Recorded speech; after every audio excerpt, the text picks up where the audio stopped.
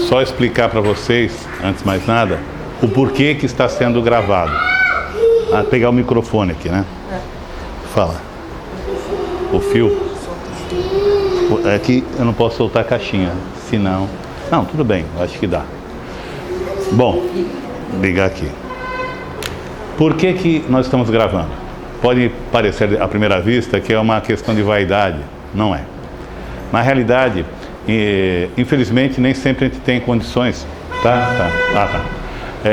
Nem sempre nós temos condições de aceitar os convites para falar nas várias casas, enfim.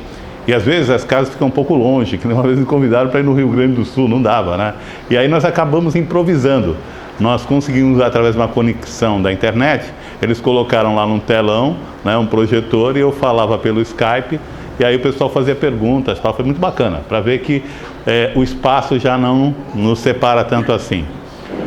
E não separa mesmo. E não pode separar, principalmente no meu caso. Vocês vão entender por quê.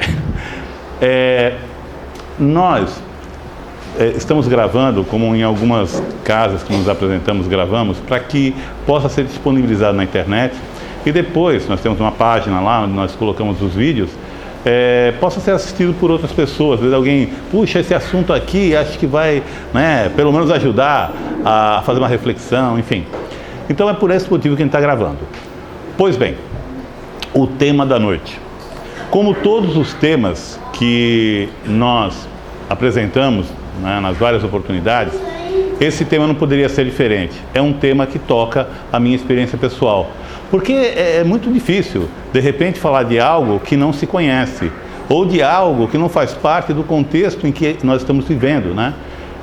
Não que não se possa falar, a gente pode especular, mas eu prefiro falar de coisas que, de alguma forma, eu esteja sofrendo, para poder superar, para poder entender, para poder compreender. Porque isso também diminui a distância que alguns podem pensar que exista entre quem está aqui e quem está aí sentado. Muito pelo contrário. Quem se propõe a falar é porque provavelmente está aprendendo. Provavelmente. E aí vem aqui compartilhar não respostas, não verdade, mas reflexões que ainda nos perturbam. E o tema de hoje, por conta das minhas dificuldades em lidar com o tema, eu propus falar sobre filhos. Filhos. E a difícil arte de tornar-se dispensável. Nossa, que horror, não? Tornar-se dispensável. As mães ficam até com calafrio. Como dispensável? Meu filho vai me dispensar? Vai. Se der tudo certo, vai.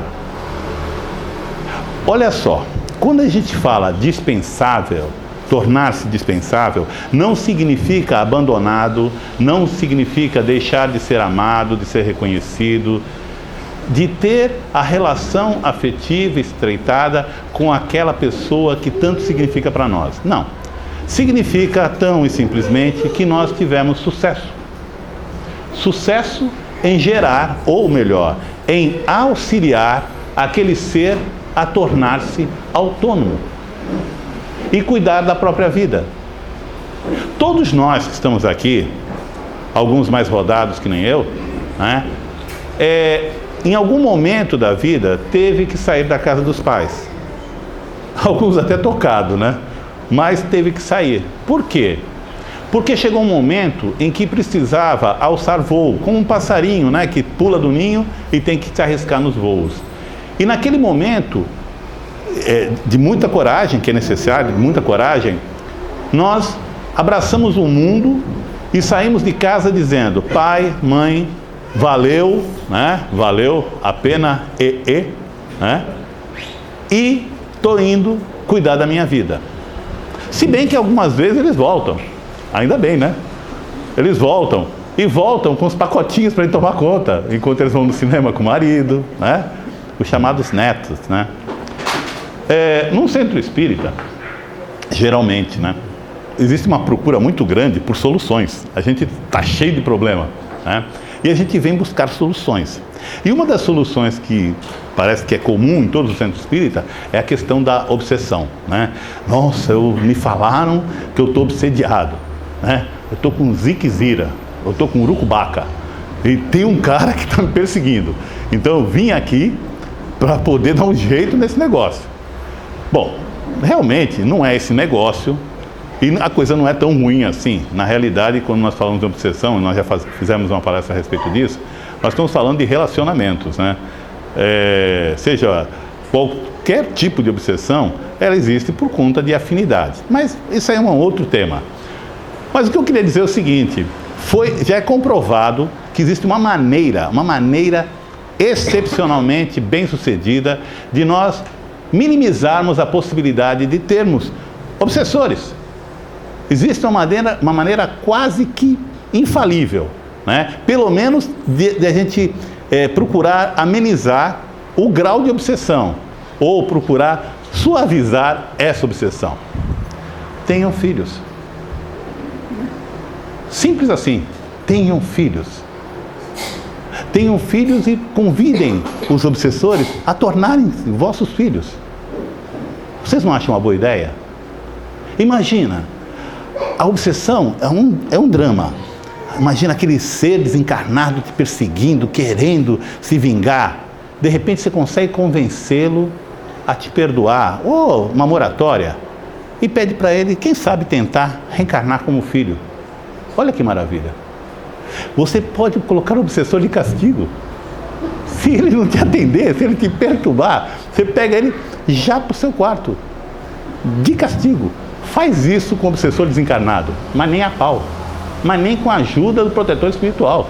Se você não tiver, né, com a vibração legal, não vai conseguir.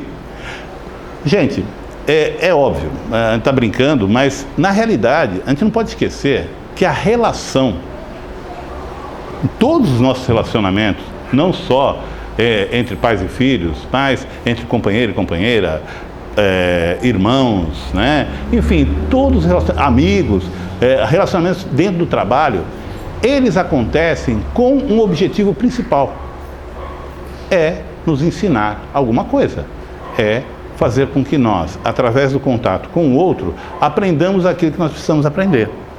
A gente já colocou aqui uma vez, num bate-papo como esse, de que quando você vai numa academia, você vai na academia com o objetivo de ficar com o corpo, né, sarado, assim que nem o meu, né?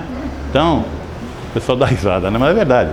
Então, veja só, quando você vai na academia, você chega lá e fala assim, olha, eu estou querendo ficar com o corpo em forma, eu quero desenvolver minha musculatura, eu quero ter tônus, né? Enfim, eu quero ter uma saúde melhor. Aí o que o administrador do espaço lá, o professor, o treinador, o personal training, né? O que ele faz? Ele te coloca numa rede para descansar, te traz uma aguinha de coco? Não, né? Coloca você numa esteira, numa bicicleta, e quando você pensa que acabou a tortura, ele vai fazer um pouco de spinning, vai levantar um pouco de ferro. Ou seja, você sua para dedéu, se cansa e no dia seguinte não ameniza, piora.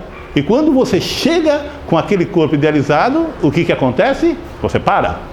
Se você parar, volta tudo, despenca tudo de novo. Ou seja, a gente paga para ser torturado? Não, mas para ser colocado diante de dificuldades a serem superadas para que eu possa desenvolver minha musculatura. Faz todo sentido? Agora vamos imaginar que nós quiséssemos vir para esse mundo para nos tornarmos pessoas melhores, pessoas mais pacientes, mais tolerantes, mais amorosas. Como é que esse treinador chamado Deus faria para nos ajudar? Ele nos colocaria numa família amorosa? Pai e mãe, aquela coisinha fofa? Aqueles filhos de tipo família Walton? Não, né? Se eu preciso aprender a amar, eu vou ter que lidar com pessoas que provavelmente não vão me dar aquele amor que eu espero. Para quê? Para mim sofrer? Não, para que eu possa desenvolver um tipo de musculatura, a musculatura espiritual.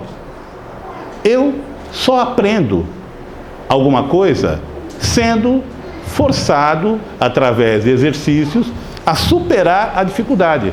Eu não aprendo a ler simplesmente olhando figuras.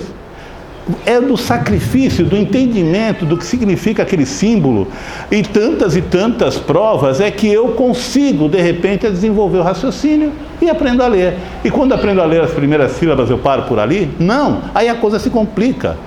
Aí vem até advérbio. Caramba, como é que pode? Né? Voz passiva, meu Deus do céu, para que serve isso? Gerúndio, né? Objeto direto e indireto, nossa, né? Enfim.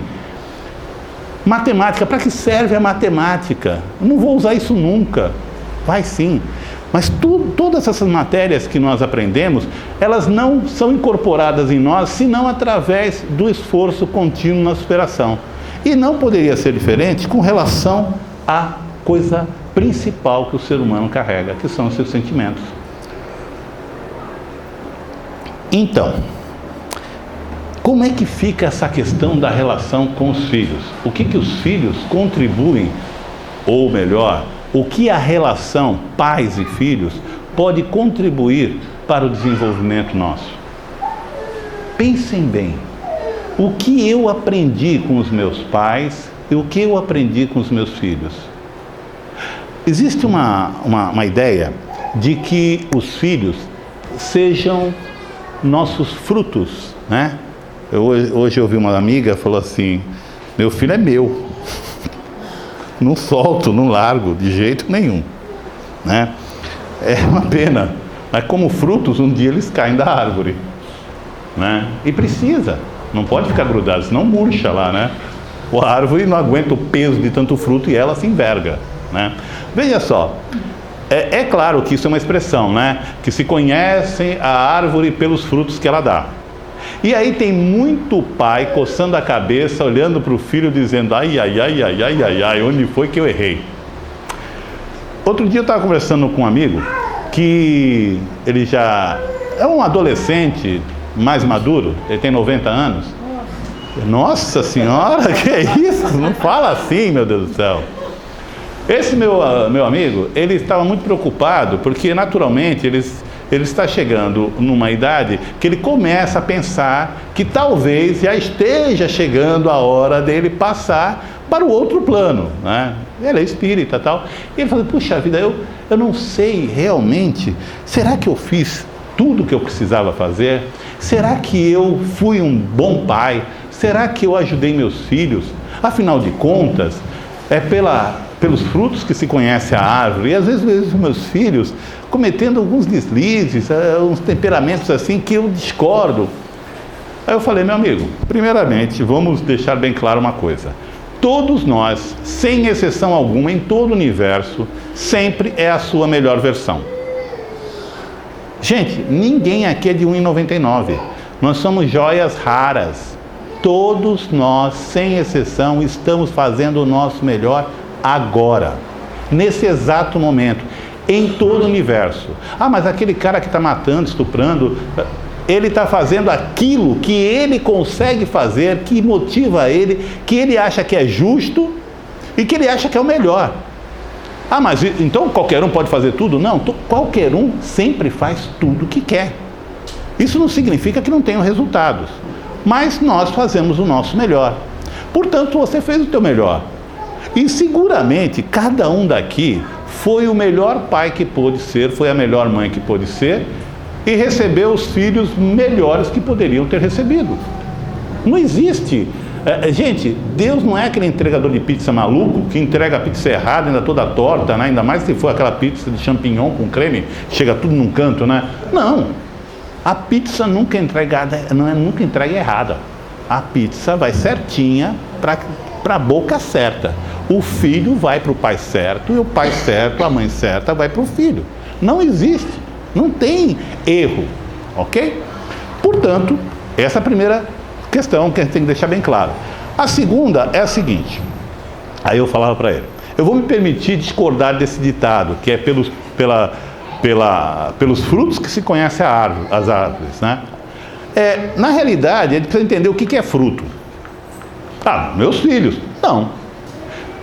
Vocês, como eu, né, devem entender alguma coisinha de botânica básica. Você tem uma árvore. O que vem antes do fruto para que o fruto exista?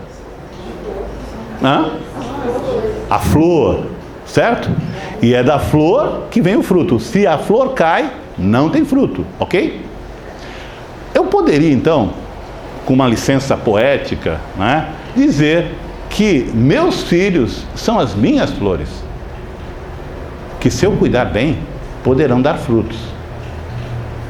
Se eu quero saber se eu fui uma boa árvore, para quem eu tenho que olhar? Para? Quem são os frutos? Os netos. Ah, mas se eu não tiver neto? Gente, as flores são os nossos filhos. Os frutos são todas aquelas criaturas, filhos deles, ou subordinados deles, pessoas que participam da vida deles, que eles tratam conforme aprenderam a ser tratados. Ou seja, se eu quero saber se eu sou um pai de sucesso, eu não tenho que olhar muito o meu filho, a minha filha. Eu tenho que olhar o que eles fazem com os outros que chegam na vida deles. Ah, mas isso não é justo. Quer dizer que eu investi tanto amor e não recebo de volta? Não, não recebe de volta. Não? Mas cadê? Cadê o reconhecimento pelo sacrifício? Você quer reconhecimento? Isso aqui é um trabalho. Mas quem é que vai receber esse amor? Os frutos, os netos.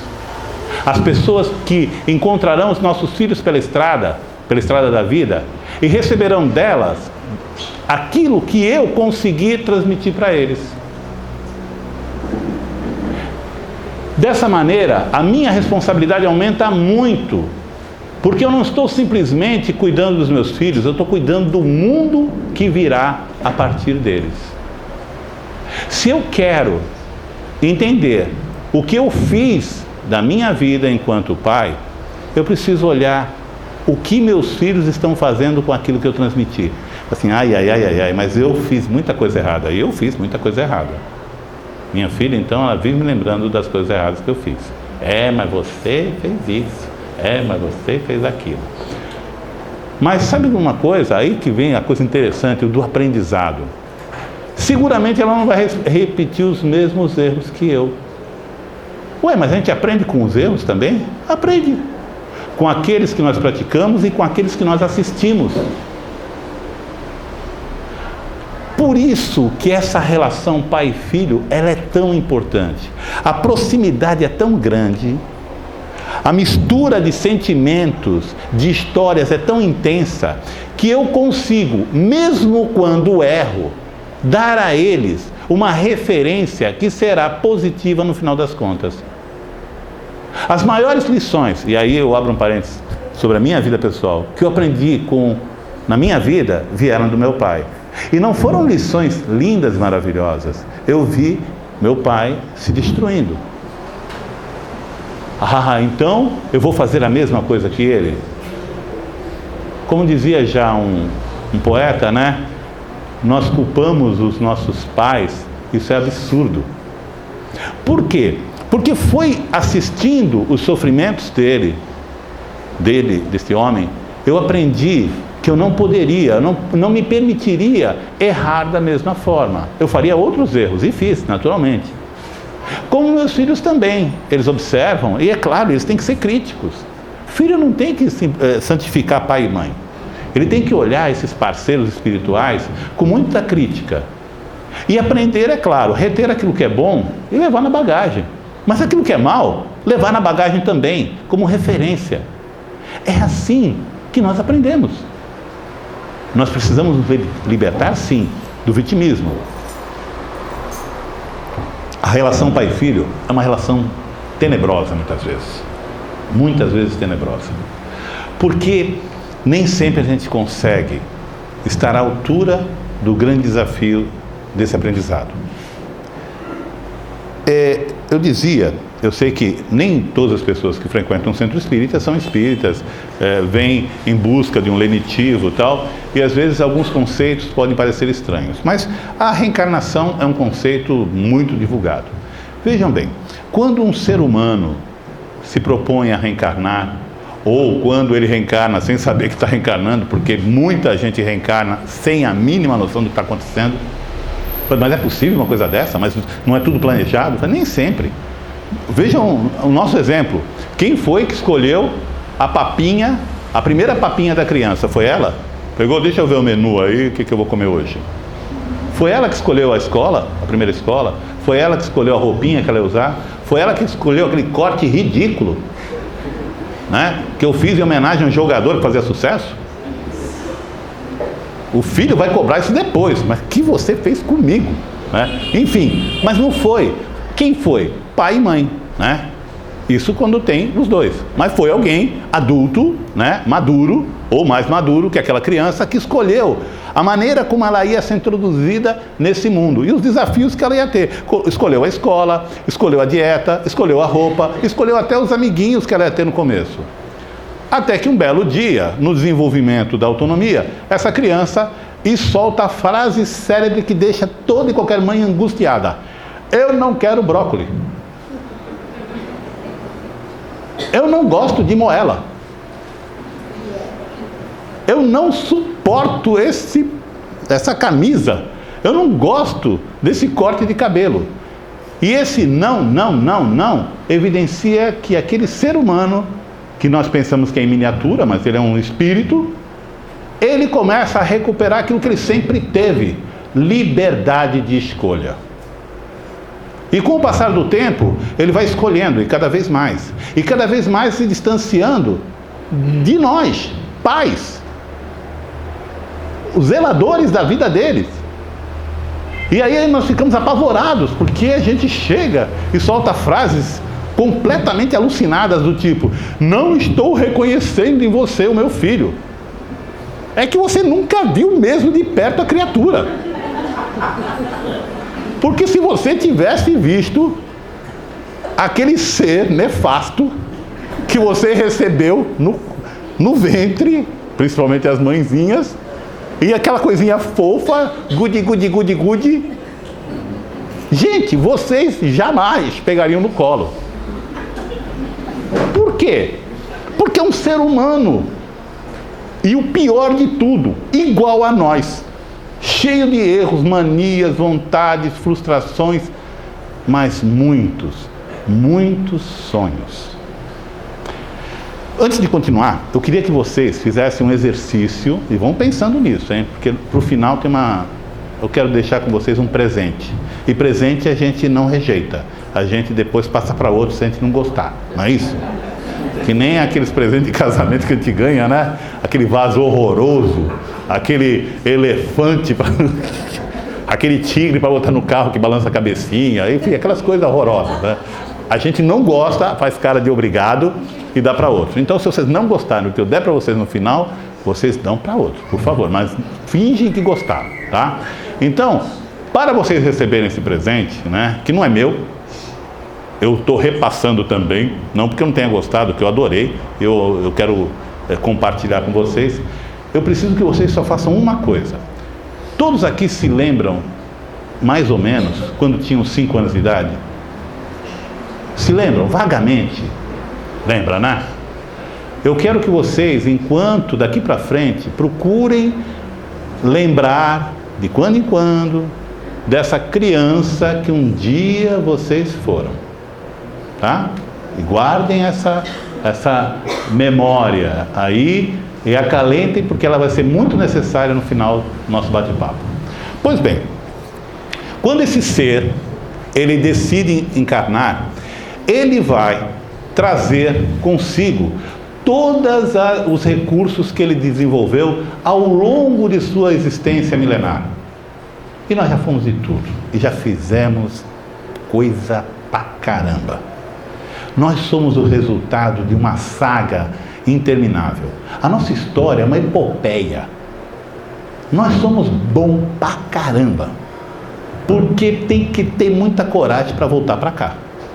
Muita. Ou tem que ser muito bobo, né? Mas enfim, nós vivemos vida após vida, encarnação após encarnação, aprendendo, lutando, desafiando a nossa resistência, acreditando nos nossos sonhos e por eles até matando, trucidando, roubando, traindo, mas fazendo coisas sempre buscando fazer o melhor.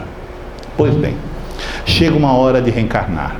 E eu tenho um corpo, não esse corpo lindo e maravilhoso, eu tenho um corpo perispiritual, que é o corpo que nos acompanha durante toda a nossa existência enquanto estivermos nesse planeta. E esse corpo, por incrível que pareça, também é físico, ele é composto de células.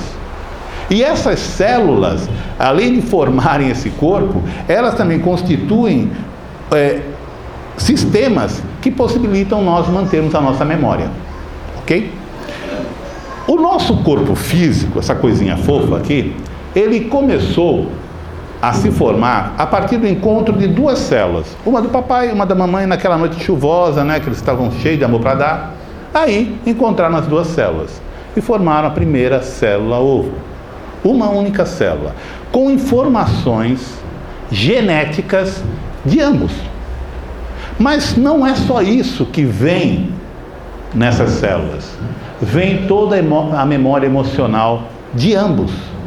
Hoje, muitos pesquisadores, que não espíritas nem espiritualistas, já consideram como uma verdade inconteste a ideia de memória celular, onde as nossas emoções, elas acabam sendo registradas em todas as nossas células. Não é só numa região do cérebro, todas as células. Porque se não fosse assim, por que a gente quando fica triste, a unha fica quebradiça, o cabelo fica horrível, a pele resseca? Porque você contamina com teus sentimentos, teus pensamentos, cada uma das células, né?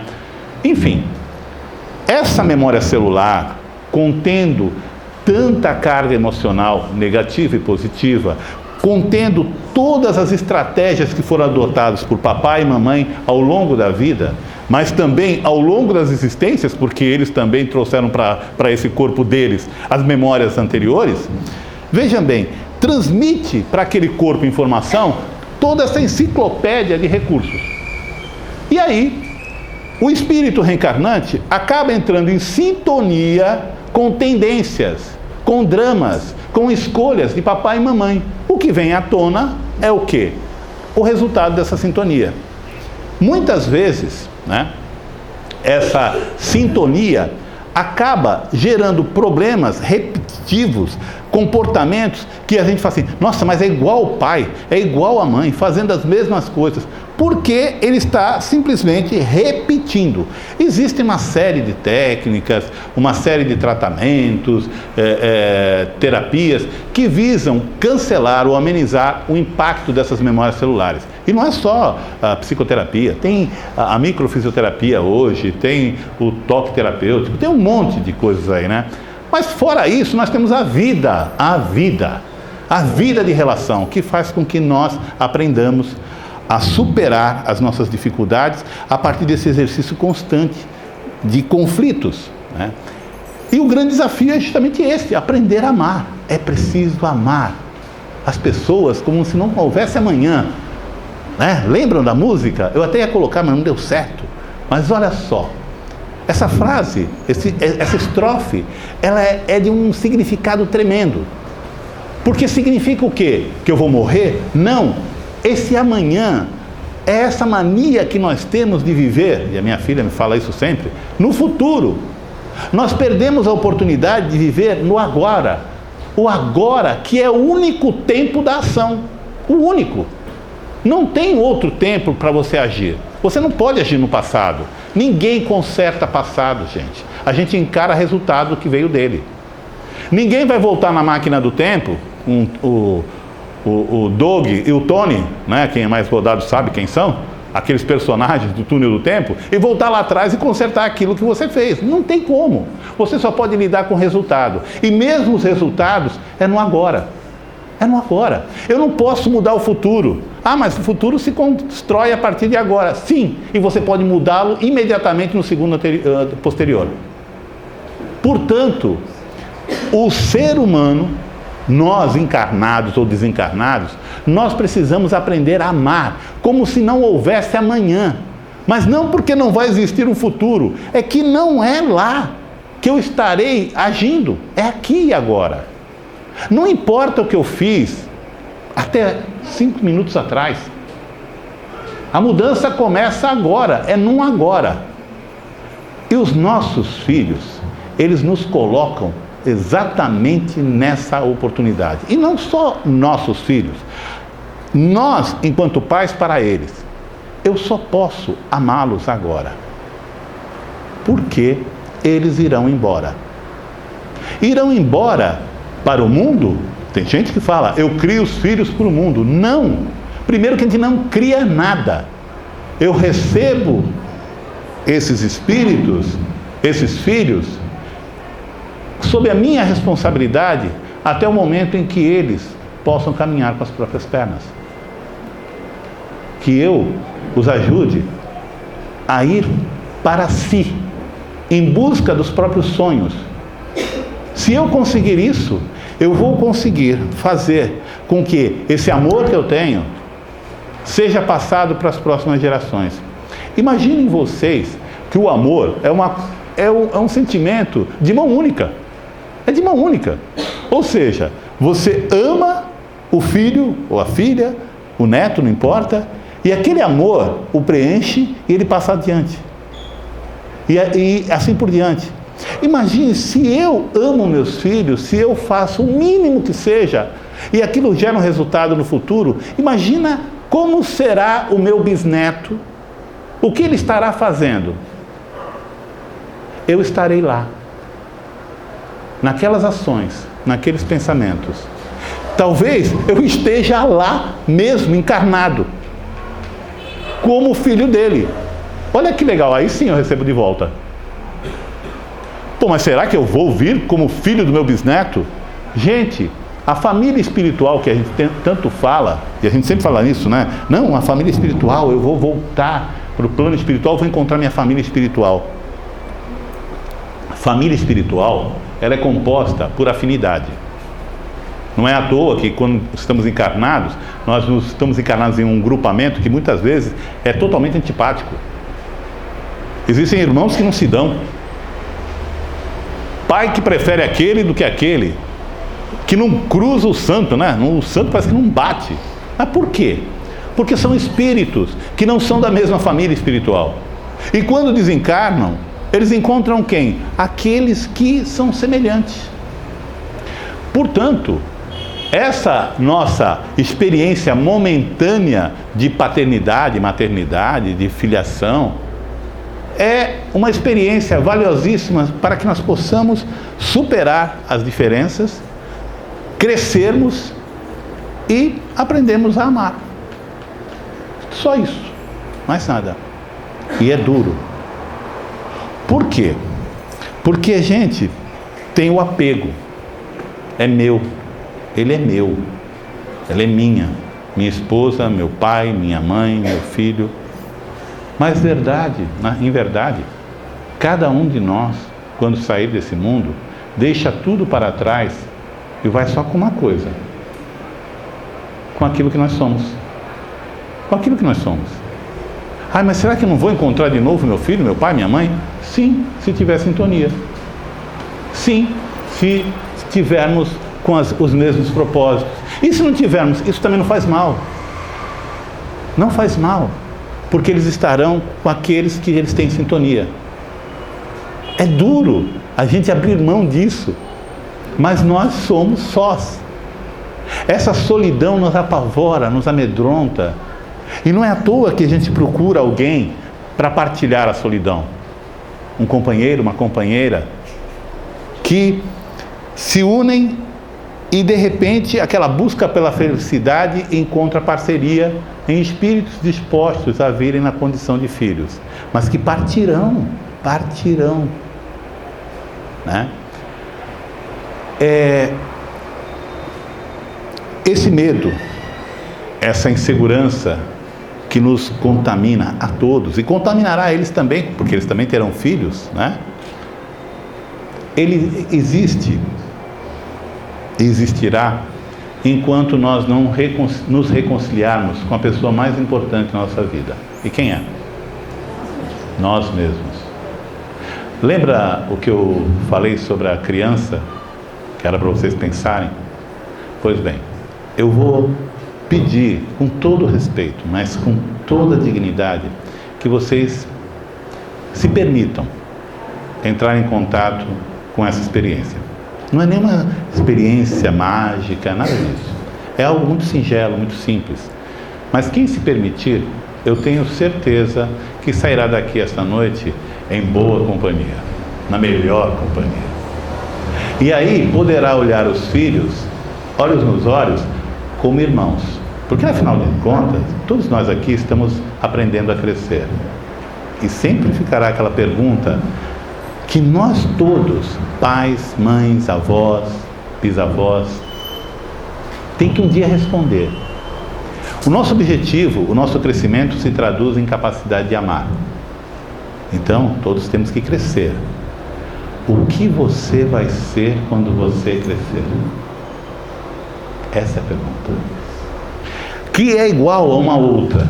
Quem é você quando você está sozinho? Quem é você? Quem sou eu quando eu estou só comigo? E aí a pergunta derradeira. O que você faria da sua vida se você não tivesse medo de nada? Absolutamente nada. Mas como é que pode ser não ter medo de nada? Basta acreditar numa coisa, que no final das contas, se não for verdade, não vai fazer diferença nenhuma. Cada um de nós, todos nós, somos imortais. Nós não morremos, por mais que a gente tente. Se eu acreditar nisso, mesmo que não seja a verdade, vamos supor, eu viverei sem medo. Eu não terei medo de ficar pobre, não terei medo de ficar só, não terei medo de ficar doente, não terei medo da solidão. Porque primeiro que eu sou só. Eu sou só e solidário aos outros. E o exercício começa justamente nessa relação com essa pessoa que a gente vai conhecer agora. Eu vou pedir então a vocês que vocês fechem os olhos, por favor. Quem não quiser fechar, tudo bem, te compreende, né? Mas eu prometo que ninguém vai cutucar vocês. Vocês não vão ser filmados, vocês não vão pagar mico. O único cara que paga mico nessa história sou eu, tá? Então eu vou pedir que vocês se permitam. Fechem os olhos. E agora, eu gostaria que vocês imaginassem que vocês estão num lugar perfeito, um lugar muito tranquilo, uma tarde, um pôr do sol, uma grama extremamente convidativa para se sentar. Você se recosta numa árvore frondosa e observa a paisagem tranquila. Você vê o céu azul, vê pássaros, você vê um riacho calmo, você escuta até o som dos pássaros e o barulho da água. Você está com uma roupa extremamente confortável, você se sente limpo, em paz, sereno. De repente você olha e um pouco mais à frente, mais ou menos uns 5 ou 10 metros, você vê que tem uma criança de costas e essa criança fala sozinha. Ela está lá brincando com os brinquedinhos dela preferidos e você sabe que aquela criança é você, aquela criança de 5 anos que nós comentamos no começo. E você observa essa criança de costas, o cabelo, os braços, as costas. E de repente, você fica de joelhos na grama e chama a sua criança pelo nome. Ela se vira, reconhece você, larga os brinquedos e sai correndo pela grama e se atira nos seus braços. Você abraça, beija, acaricia os cabelos, sente o cheiro daquela criança que é você.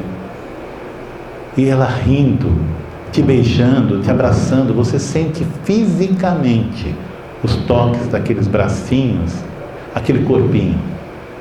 E de repente, você afasta ela gentilmente um pouco para olhar bem de frente nos olhos. E ela começa a falar dos planos que ela tem. tudo que ela quer fazer, o que ela quer fazer quando crescer, todos os projetos de vida. Ela começa a falar em desabalar da carreira e fala de todos os planos, todos os sonhos, quem ela quer conhecer, que ela quer amar, que ela quer ter filhos, que ela quer ser importante, enfim. E de repente ela fica séria, ela baixa os olhos e confessa a você que tem muito medo de ser magoada, medo de ser traída, medo de que os pais talvez não deem a ela o amor que ela tanto precisa, medo de não encontrar pessoas que a compreendam. E aí você põe a mão delicadamente nos lábios dela, passa a mão no rosto e diz a ela aquilo que ela quer ouvir, que você não permitirá que ninguém neste universo faça qualquer coisa contra ela, que você vai cuidar dela durante toda a eternidade, que você vai defendê-la de cada situação, e por maior que seja o sofrimento, ela nunca estará só, porque ela estará com você. E aí ela abre um sorriso e te abraça mais apertado ainda, e te beija muito, muitas vezes, e você aperta tão forte, que de repente você começa a sentir que ela se dissolve. Ela vai se dissolvendo e vai entrando em você, vai como que penetrando no teu peito, e de repente você consegue sentir ela dentro de você, e você consegue ouvir o coraçãozinho dela batendo. Tum, tum, tum, tum, tum, tum, tum, tum. Podem abrir os olhos. Protejam essa criança. Ela é a criança mais importante do universo. Obrigado.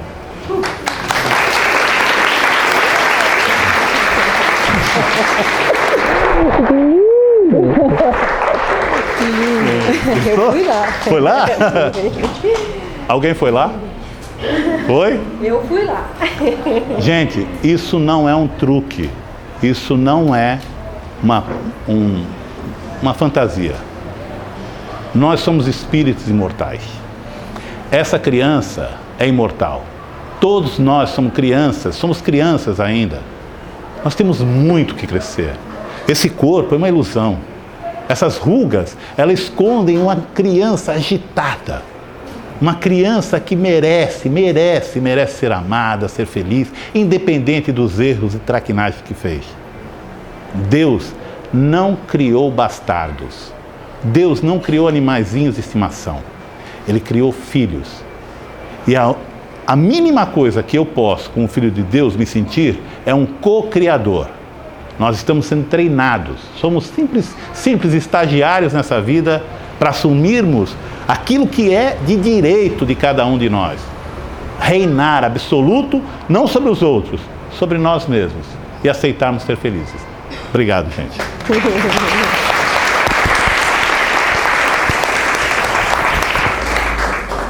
Obrigado pela oportunidade, meu irmão.